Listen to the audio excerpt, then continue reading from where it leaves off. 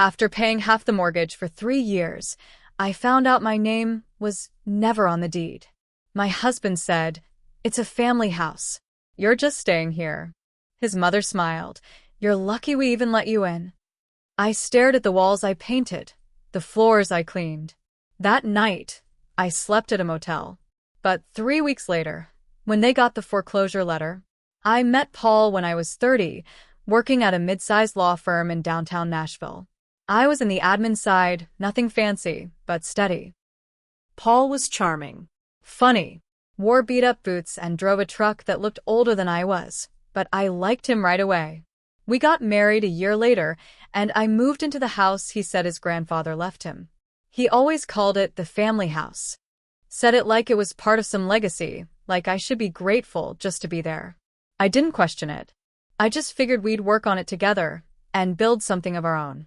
The place was dated. Brown paneling, shag carpet, those weird wall mirrors from the 70s, but I saw the potential.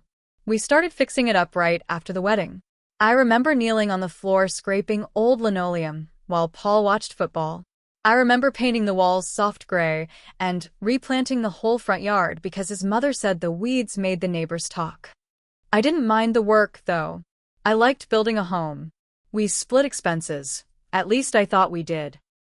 I sent him $1,200 every month for the mortgage, plus half the bills. Sometimes more when he came up short. He was in construction, and there were always gaps between jobs. I didn't nag. I believed in being a partner. The cracks started small.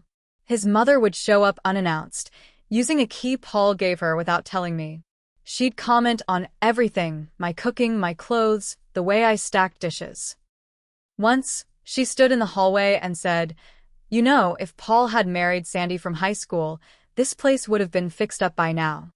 Paul just laughed. He never defended me. Just said, "She's old school." Still, I pushed through. I wanted it to work. I thought maybe if I did more, she'd warm up. So I did more. Paid for new appliances on my credit card. Got us a washer and dryer. Replaced the leaky dishwasher. Paul said he'd pay me back, but that never happened. 3 years in, I needed to refinance my student loans.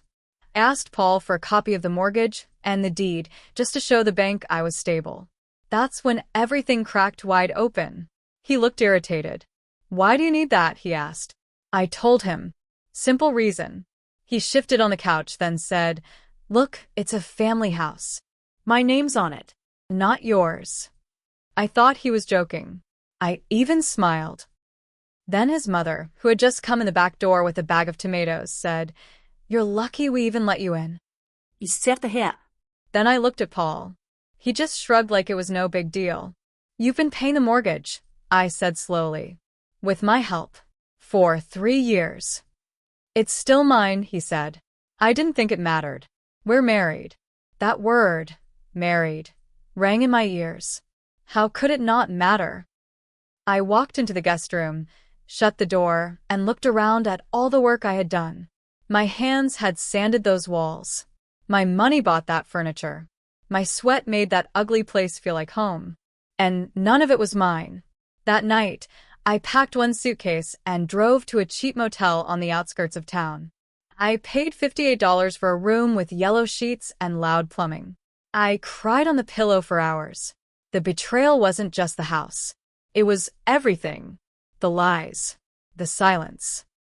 The way he made me feel stupid for asking. I didn't go back. 3 weeks later, Paul's sister called. We weren't close, but she sounded panicked. "Why didn't you tell me you stopped paying the mortgage?" she asked. I paused. Then said, "Because it's not my house." Silence. Then she said, "Paul got a foreclosure notice. Final warning. They're calling the loan in." I didn't say much. Just told her I hoped they figured it out and hung up. But the truth was, I already knew something was off. I checked the county records. The house wasn't inherited. It was mortgaged, and Paul had been behind more times than I realized. My money was the only reason that place stayed afloat. And now they were sinking. And that was only the beginning. After that call from Paul's sister, I didn't hear from him for a while.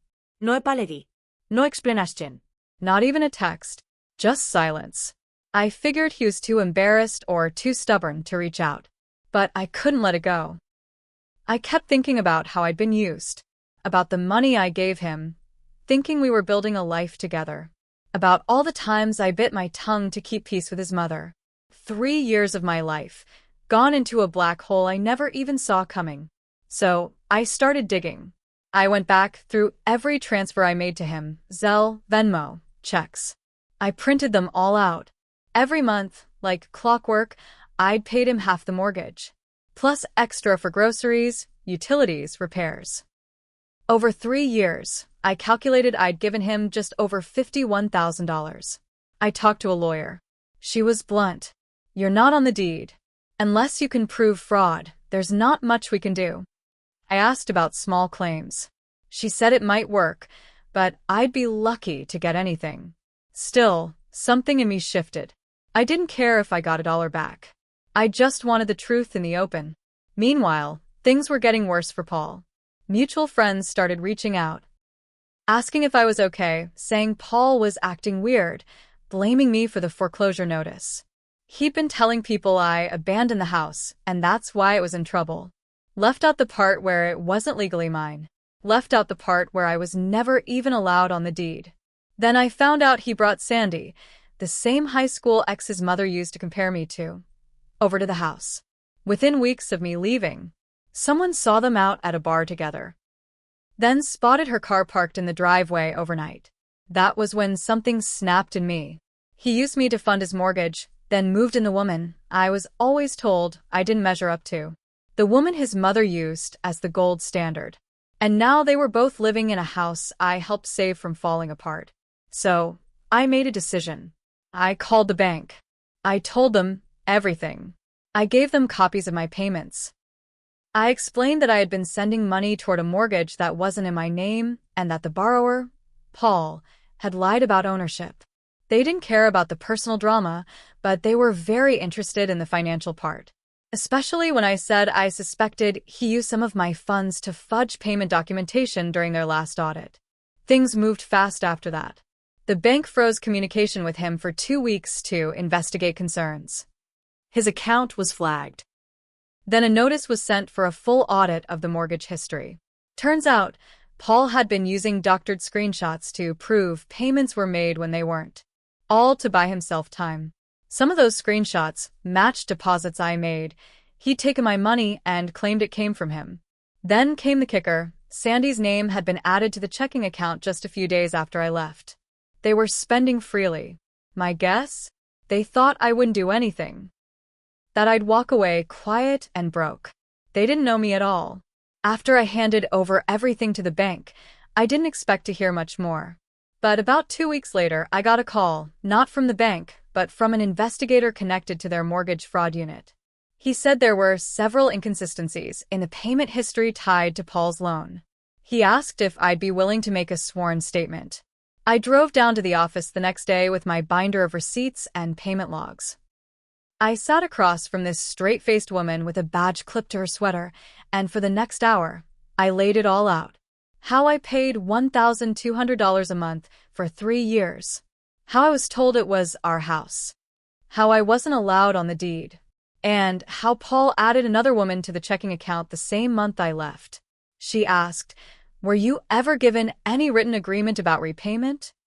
I said no. Just a marriage license and a lot of lies. She didn't smile, didn't nod, just typed. Then she asked, "Are you aware this mortgage was part of a federal COVID relief forbearance program?" That hit like a slap. I had no idea. Turns out, Paul had applied for mortgage relief during the pandemic, claiming financial hardship. Part of the agreement meant he couldn't collect rent or outside contributions toward the mortgage without disclosing it. But he did. My payments, every one of them, should have disqualified him. And since they were all from my bank account, with clear labels like mortgage, house, and Paul rent, the paper trail was damning.